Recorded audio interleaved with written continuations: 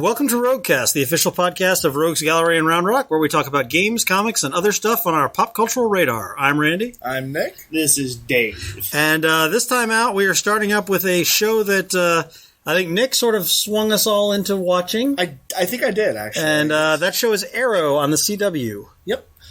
Well, Arrow is Green Arrow. I think everybody... But they don't call him embarrassed to say it. Yeah, but that's what he is. That's true. And I think everybody at this table can say that Green Arrow is a pretty... We all like him. He is a character we like. He is a character, in the big pantheon of DC heroes. He's more of a B-lister. Yeah, a little bit. But he's like a favorite B-lister. Yeah, he's one of my favorite characters.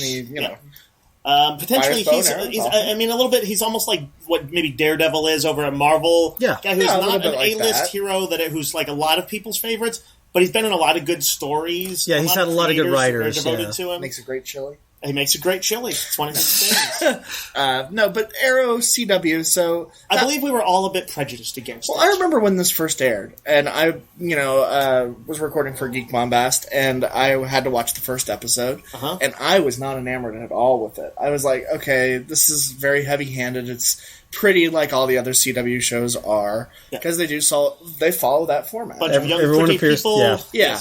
And then they had all the romance stuff and the sort of just heavy-handedness of everything on that front.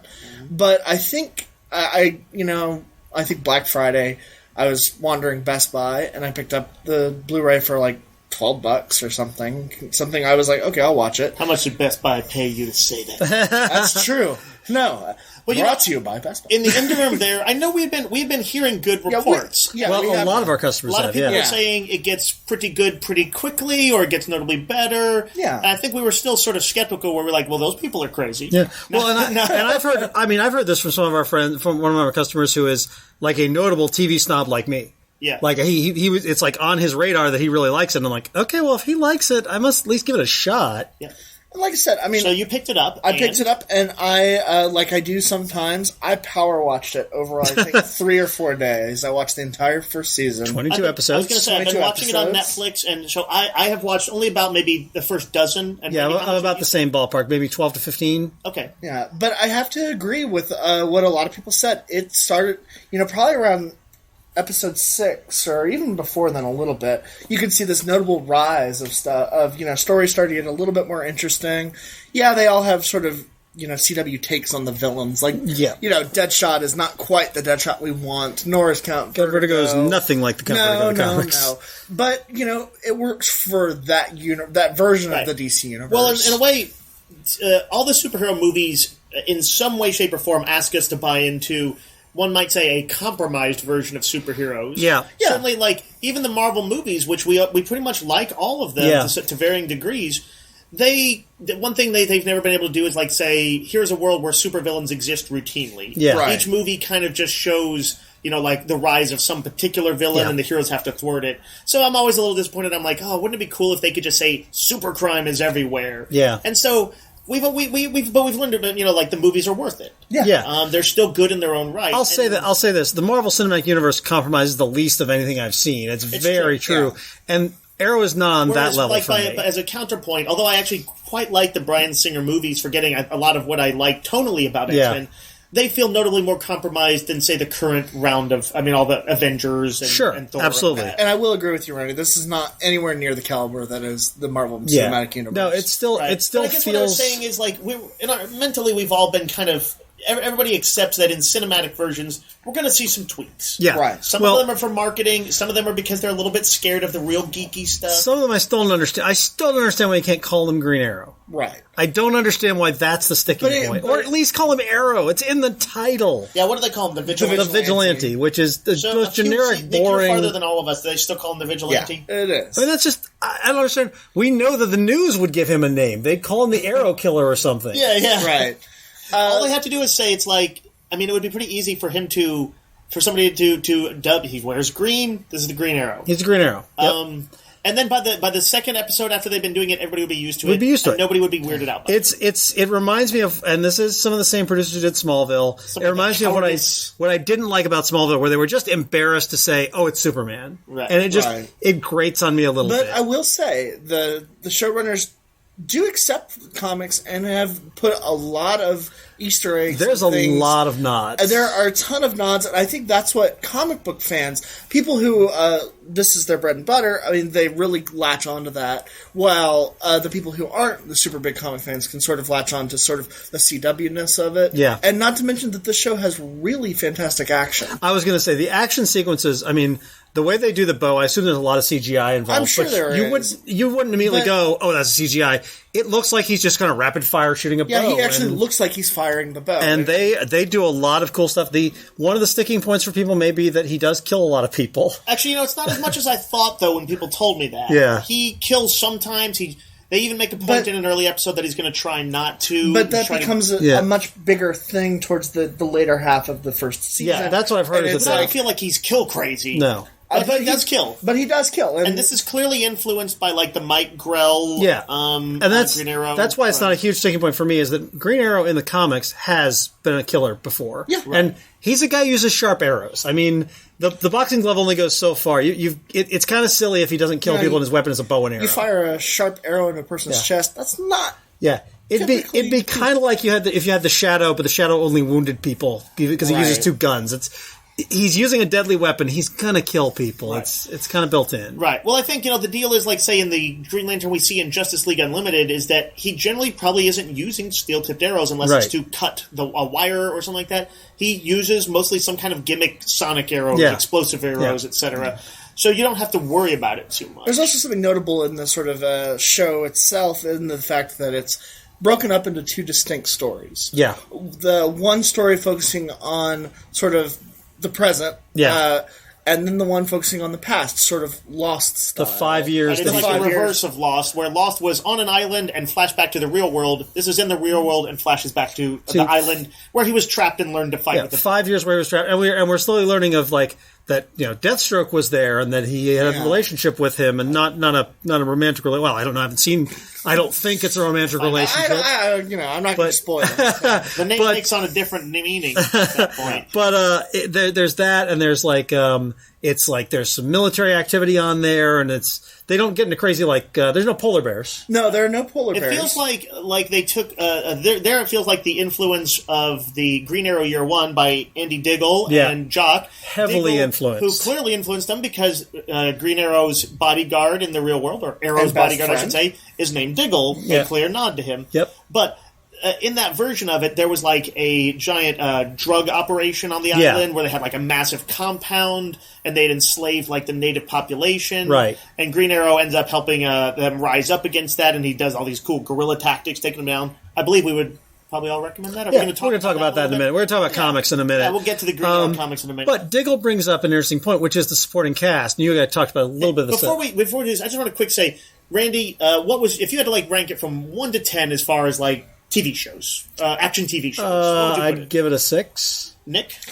6.5 or 7. I go back. You have to at least pick 7 or 8, Nick. You're higher than me. Okay, so I will go 7. It's just on your personal scale. Yeah, 7. And I think I'm probably in the 6 category too. It's a solid show. It's not in my top 10. It's nowhere near my top 10, but it's a fun show. If I had to say like the main qualities that I'm enjoying while watching it, and I am enjoying it, I don't know if I'll stick with it 100%, but I think there's some fun dialogue in there. Yep. There's lots of overlapping plot lines because they focus on Oliver's his rich family, which his mom is involved in seemingly shady things, and maybe there's more behind that. His sister, who's the Speedy of the group, is a little party college girl who's going to get in trouble. He's got a girlfriend, or on and off girlfriend, crusading lawyer.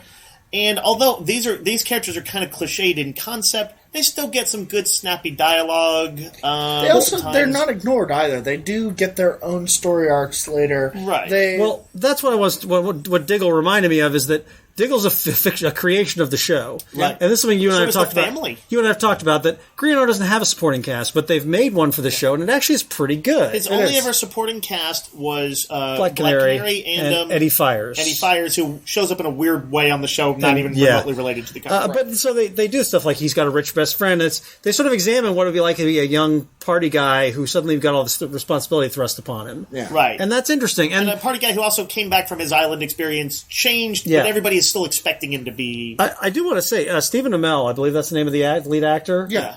He's actually pretty good. He is. He plays... I feel a little bit lukewarm on him right now. As he goes on... kind of robotic. He's playing sort of that character... You know, he's sort of... I always feel like a guy who could be dead inside and slowly coming back to life. And that's sort of what it is. And I kind of make the correlation with like a Person of Interest, where Jim Caviezel plays this sort of that same sort of character, and you slowly see this gradual change throughout the first season and the second season. And I think we're seeing that same thing with Stephen Amell. And I'm more in Randy's camp. I think he's actually really good. I also think John Barrowman, who plays one of the villains, you might know from Torchwood, is great. He's a lot of fun. Oh, the guest stars they get on the show are great. Mm-hmm. Well, I know in season 2 especially, we haven't seen a lot of season 2, but I know that there's a bunch of people coming in. And more recently, they have set up, they're going to spin out of this the Flash TV show that they've got going on. And I'm still weirded out by that in that Green Arrow Arrow the Vigilante. The Vigilante show generally doesn't show powers. Yeah. They show... sometimes technology that's a little futuristic and stuff that can mimic a person's powers, but no, generally no powers per se. So for that to lead into the Flash, and from what I've told, I haven't seen the episode, but they kind of even show the version of the experiment, the lightning crash on the chemicals, is in there, and I was like, wow, I guess they're probably going to just broaden their perspective. Yeah. But I think in general we would all say we were sort of surprised. We thought it was going to be kind of more like the worst excesses of Smallville. Yeah. And to varying degrees, we found it to be really quite watchable. At least watchable, yeah. There's more to it than your average CW show. Yeah. I think I'd put it on par with Supernatural. Yeah, it's not quite there for me, but it's... I couldn't quite put it up there. I don't think the writing is quite that level. No, but it's good. It's a fun show. It's in the ballpark. I liked all the people who... I mean, Jeff Johns has worked on it. Yeah. Brian Q. Miller, who did Batgirl, he's worked on it. Yep. Yeah, they've got some definite comic bona fides. And speaking of comic bona fides... Exactly. If you are an Arrow fan and you're looking for comics, or a fan of the Vigilante,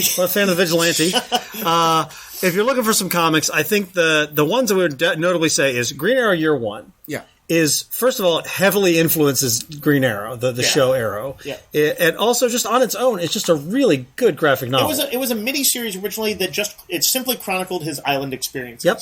Obviously, they don't go into the crazy depth of the show, so if you're going to read it, you're not going to expect these like long and extended storylines. Deathstroke is not in it. No. But it is a cool story of one guy surviving on an island and going up against, a serious, well, let me put it this way. One of the coolest scenes in it is him, he's climbing up on some sort of forested mountaintop, and there's an attack helicopter. Yep. And there's this great shot of him facing off with it, he's probably silhouetted, bow drawn. Yeah. And it's like an almost Old West showdown of him versus a whole friggin' gunship. Yeah. And I'm like, this is why Green Arrow is cool. Yeah.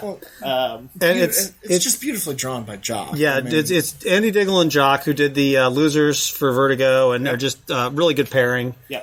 And it's just it adds a bit more to that story. You know what I remember when I first started reading it? I remember thinking in the first issue you see Oliver before he goes to the island, and he's a complete douchebag. Yeah, and I thought, this is going to be one of these retellings of the story where everything is kind of watered down and everybody's kind of smarmy and all the kind of negative stuff and heroism is turned down. We were all worried about that, And the first issue didn't necessarily allay my fears, but pretty rapidly after that, I realized that this was actually going to be a surprisingly, I guess, in a way, up-tempo and heroic origin. It just had the kind of tougher style that you might associate now with Arrow or some of the movies. It's got sort of the gritty realism. I mean, he doesn't use any trick arrows, and it's true.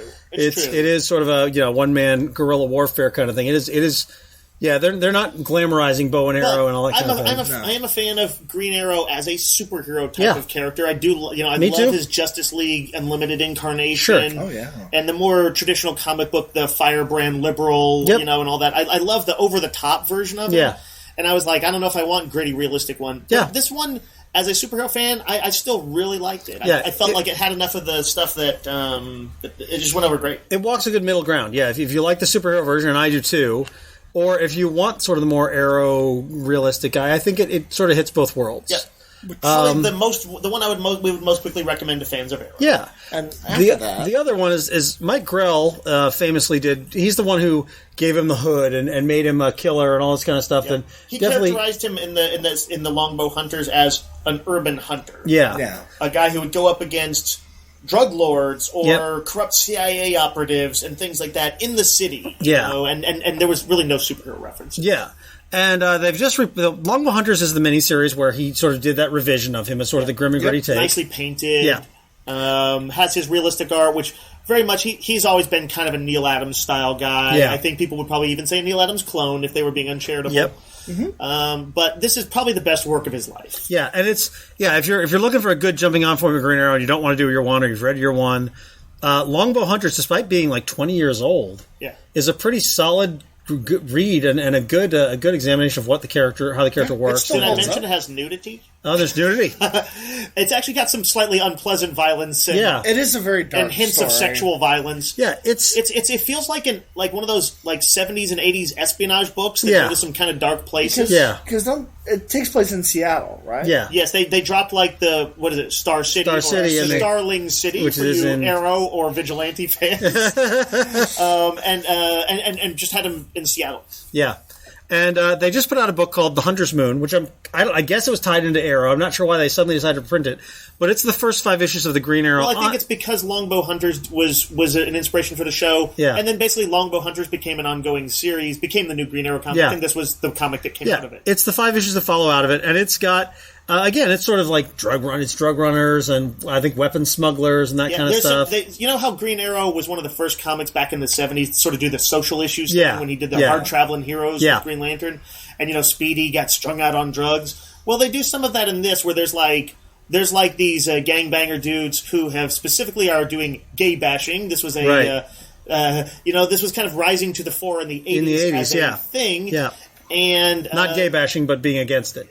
Being against it, and I think it was in a weird way. I think the 80s were the first time people sort of, in pop culture, at least, or like in the broader perspective, started realizing, maybe we've been on the wrong side of this issue for a long time. Yeah. So the book does a few social issues like that in a more modern way. And some of it feels a little dated in that it's a little bit, but not as much as I would have thought. Yeah. It is. Some of it's a little clunky because sometimes with 80s comics you will get something where it's like, thought balloons, or why do all the punks have mohawks and that kind of stuff. Right. But this is not too bad as far as that goes, and it's actually surprisingly relevant. Yeah. And very readable, very fun. Fun in a dark way. In the first one, where he's going after a biological agent that was supposed to be able to target specific technology. DNA. Specific DNA. Like you can code it to go after a certain ethnicity. Yes. And this was the fear, of course. Yeah. And it basically, I think it was it being developed in space? Like it crashes from a satellite down to Earth. Yeah. And it's on this island, and he gets hired by actually the Chinese government. Yeah. To go and get it for them. I can't remember quite why he decides to go and get it, other than... Well, he doesn't want it out there. He doesn't want it out there. And they persuade him, well, why wouldn't he want to get it for the American government? Because the Americans don't hire him for it. Yeah, I think the Americans have sent another agent. They want to get it to use it. Fires, who would later become his ally, but in this one is like a mercenary opposition. But a grudging respect. Yeah. But it's sort of he's working for the Chinese because they want to destroy it instead of using it. Right. So there's just an example of the kind of storyline that they would have in there. These are kind of realistic espionage and gritty urban action kind of stories. Yeah. And I haven't read that trade paperback. I've just read Longbow Hunters. Mm-hmm. Does Grell continue to both write and draw? Or? No. The artist Ed Hannigan, who's kind of working in the similar style, I guess I would say. Yeah. Okay. It's really pretty nice artwork, honestly. I don't quite like it as much as Grell's, but it's very much a good follow-through on it. Yeah. Solid enough. There's like a serial killer story in there. Mm-hmm. It is good if you are looking for a grittier version of Arrow, and I would say notably probably more R-rated than the show. Yeah. It actually was it had a mature reader's label. Yeah, it was pre-Vertigo, Yeah. By the way, are they going to be reprinting Kevin Smith's run? That was the last time Green Arrow They haven't. I don't know if they're going to. No, they're going to reprint the first 12 issues. Oh, that's right, they are. Yeah, right, they are. They're doing a double trade. And that's not available yet, but I think we all generally recommend that as well. And we're not all a big fan of Smith's Batman stuff so much. Right, but and even this, I think I have a few issues here. I have my issues. But by and large, it was a good relaunch. He brought the character back to prominence. Yep. Great art from Phil Hester, who would stick around with the series through a few subsequent writers. 30 issues, I think. Hopefully this means we'll get some of the Judd Winnick stuff back. I'd like to see that and the Brad Meltzer stuff in print. If they did a few big collections of the post-Kevin Smith stuff up through... Even if they only collected just up through all the stuff Phil Hester drew, because it'll have a uniform look to it. Yep. Yeah. In general, I think DC should be looking to reprinting some of that stuff in the wake of Arrow's mega success. Yeah, I mean, it's really doing well. All right, to change gears a little bit from Arrow, we were also going to talk about one of our most beloved games, board games here at the store, and that is Carcassonne. Yep. Which Carcassonne is a 17th century French city. Is that what the deal is? Might be something earlier. Like that. I don't know, 14th, 12th, 11th, whatever. Pick a number. Before you actually mention it, I was going to say, get into the specifics. This is a game that sells for us probably as well as, say, Settlers of Catan. Oh, yeah. And is easy to be, longtime board gamers are going to know this game. Yeah. Y'all will have heard of it. Yeah. But I find that it doesn't have quite the marquee value of Settlers. It hasn't been quite PR'd as much out there. But I actually think it's easier to play for a family that's learning to play. I think it's easier than Settlers. Well, essentially it just has one rule. Yeah. Right, and then lots of different ways to score within that rule. There's not the trading and the Machiavellian stuff that sometimes goes on with Settlers. Right. It's actually just you're trying to build a French village together. Yes, Carcassonne is like a medieval village, basically. Yep. And it's a tile-laying game where you have this giant stack of 70 or 80 tiles. Yeah. And on your turn, you flip over a tile, and it's going to be like a little piece of land that might have roads on it. It might have a piece of a city or country on it. Right. And they kind of fit together like puzzle pieces, or at least the road on one that goes off the edge of one tile will have to connect up with a piece on another tile. Right. And so what you're trying to do is build, and when you put it, you'll put one of your little guys down, and if you put a guy on the road, he's a robber. If you put him on the farm, he's a farmer, and you put him in the city, he's a mayor or whatever. Those little colored playing pieces where, my guys are all blue, Randy's guys are all red. You get a certain amount, 6, 8, 5. I was going to say, but it is a finite number. Yeah, so you have to be careful where you put them. Yeah. And you you're trying to claim this town, and you're trying to make it big, but not too big, because if it's too big, you don't close it, and you get the points for it. You get more points at the end if you're able to close your town. Same thing with roads. You want to have a crossroads where it ends. And so someone will get the tile, and you're like, oh, I could have used that tile to build my city, but they'll put it somewhere else. Right. And you sort of, at the end of the game, you'll add up based on how many city spaces you have, how many farms you have serving cities, and that kind of thing. And the kind of neat thing is that you don't do the score throughout. You do it at the end. You can get a sense of where you are, like, oh, that's a big city if I close that. And you can do a little bit of minor scoring throughout. Sure. Yeah. But the big points are added up at the end of the game. Yep. And this means that you can play the game, and you might have a broad notion of somebody who's ahead or behind. Right. You feel like you're not going to feel like you're getting skunked. Right. You won't get to the point where you just feel like stopping playing because you're out of the game. Yeah. Plus, one of the coolest things about Carcassonne is that if you've played your cards right, or your tiles, and used your farmers, one of the best ways to make points in the game. Oh yeah. If you use them well, you can make an awesome comeback. Yep. You can take over somebody's territory. It's a little difficult. Yeah. But there's ways to kind of horn in on their territory, and you could do that near the wrap of a game. Yeah. And suddenly turn things around. Yeah. This is not a cooperative game. If you're someone who doesn't like the cooperative mechanic, it's not a cooperative game. It's a competitive game. Yeah. But it's not. It's low competitive. Yeah. But if you're someone who's stressed out by war games and that kind of stuff, it's not that either. It's a pretty low intensity but very engaging game. Yeah. Well, I think one of the reasons why it's so broadly appealing is that you build a map. Yeah. At the end of the game, you have built a cool, different map. It's going to change every time you do it. It's sometimes funny, you'll end up building a few of that. What do they have? Cloisters, like churches, yep. And the mechanic to that is kind of neat if you think about the philosophy of it. Is you get points for that one by surrounding it with more tiles. The more tiles surround it, the more points you get. Yeah. And if you think of that as that's building the congregation or whatever. That church needs people to visit it. Yep. It's a very simple, very addictive game. Yeah. But if you put a few churches together, you're like, oh, this is the religious community. I'm like, or my guys are going to be cultists. You can joke around about sort of stuff like that. Right. But broadly speaking, you build a neat map. Yeah. And that's just fun to do. It always looks cool. The boards are very neat, have nice designs on it. And that's the one thing I think is really interesting about Carcassonne is if you describe it to a lot of people who aren't gamers, and certainly when I first heard about it, like, so I'm building a medieval French village, that does not sound like fun. No. It is a lot of fun. It's really hard to sort of sell exactly how fun it is, but it's easy to pick up, but there's a lot, because of the tiles, there's a lot of different gameplay every time. Yep. It's funny, it's one of these things that can challenge, like, longtime board gamers. There's a nice mixture of strategy and luck. You don't feel like there's too much of any of either one. And yet, it's approachable for new gamers, too. And really, all you need to know is flip a tile and either claim it or don't. Yeah, and then everything extends out from there. That's really the only basic thing you need to know. Yeah, and that's essentially the base game. And if you feel like you've gotten your fill of the base game, there are literally a million add-ons. Yeah, there's a bunch of small expansions where you can add like the count and the king and little things, new pieces, new tiles, and they'll add in some different rules that'll make things a little bit more complex. Give some of them are really cool. They really are. They're very clever. How a few small tweaks can make the game very different. But it's also very cool because some of the expansions are like $6. You just get a pack, but it adds on a really cool feature. And the other thing we discovered in the holidays is that there's a couple new versions they're doing. They're sort of base games. You don't have to play if you want to try out something different. One of them is Carcassonne Winter Edition. Right, which it is basically the regular game with a completely repainted.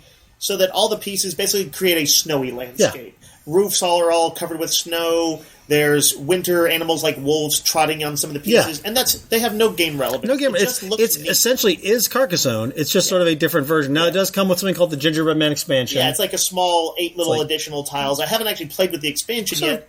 But I was very happy I bought it, just because I'm like, the board looks neat. I'm going to bust this out when I play the game in winter. Yeah, it's a different time to play. The main game comes with a small expansion called the River as well. So. Yeah. And then I recently picked up Carcassonne South Seas, which is a slightly... That is a bigger overhaul of the game. A slightly tweaked one in that there's... it's instead of being roads and villages and stuff, it's islands and boats. Like walkways or something. And islands and ramps, or not ramps, bridges and boats. Yeah. And you're sort of, in addition, instead of just scoring based on when you finish a complete area, what you get is little tokens for either bananas or fish or whatever, and you use those to buy ships that score you points. Right. So it's just a slight tweak, but it's a neat twist on the formula. Yeah, it's I played this with a couple people who've played one game of Carcassonne before in their lives, and they picked it up immediately, had a lot of fun. It was a very fun, different way to play it.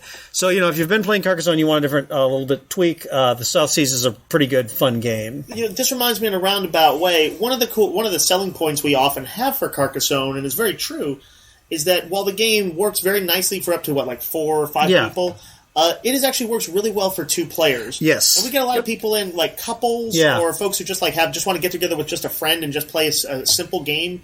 Carcassonne is a game that works great for 2 people, and you can probably play it in about 45 minutes. Yeah. That is a huge selling point. Not only is it's really good for multiple players, but it's legitimately good for 2 as well. Yep. Yeah. It's very true. Well, that about covers it for this time, and we'll be back in about a week.